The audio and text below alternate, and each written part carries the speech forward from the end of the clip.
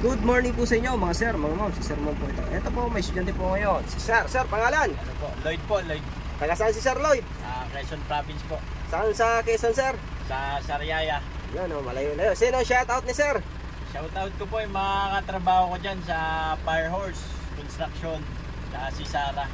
Yun lang. Yan ha. Sige Sir, magmamaneho na po ito si Sir. So ayan na po si Sir Lloyd. Ito si Sir, galing pa ng Sariaya, Quezon. Malayo-layo.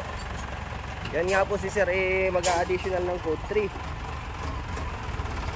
So truck po ang imamaneho ni Sir. So code C po. So yan, kahit Sunday, yan, nagpa-schedule siya. Yun lang kasi yung bakante niya ngayon, Sunday.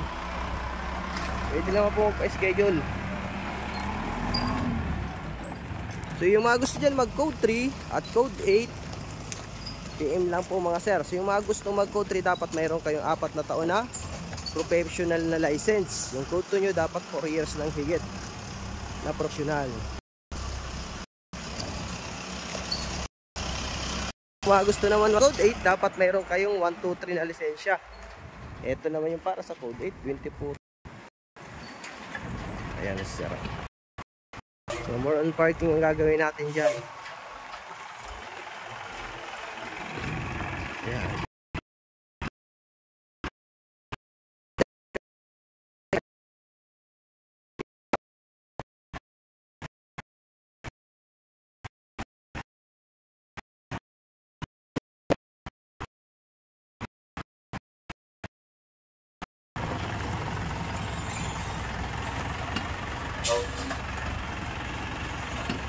Hop, abante. Dito naman.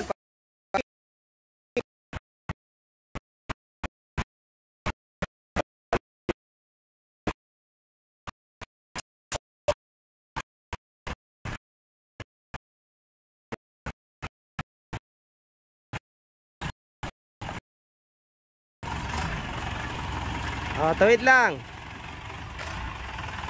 Kaliwa, kaliwa. Yan, sige.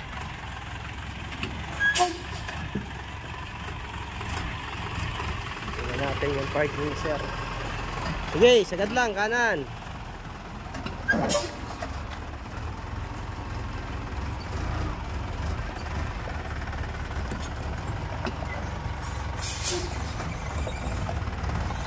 Yan, ayos. Okay. Yan, okay sir. Ayos sir. Thank you. Yan po yung mga gustong mag-additional code 3 at code 8 PM lang po. Maraming salamat po. God bless po sa inyong lahat.